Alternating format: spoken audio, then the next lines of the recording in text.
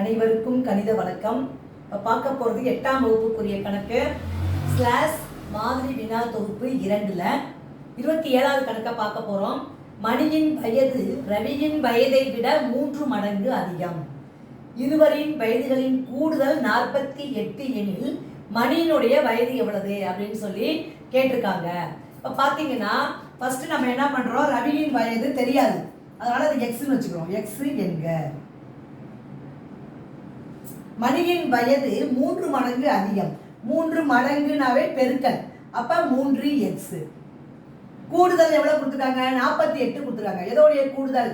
இது 2 பேர் வயதோட கூடுதல். அப்ப x plus 3x equal to 48.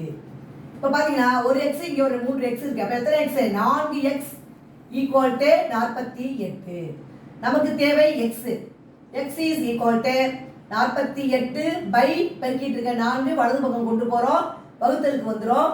4 4 12 4 48. அப்ப x ஈக்குவல் டு 12 அப்படிங்கிற ஆன்சர் கிடைச்சிருக்கு. நம்மளை பொறுத்த வரைக்கும் யாரோட வயது கேட்டிருக்காங்க? மணியின் வயது. மணியின் வயது எவ்வளவு வருது? 12. ஆன்சர் மணியினுடைய வயது வந்து கணக்குல கேட்டிருக்காங்க.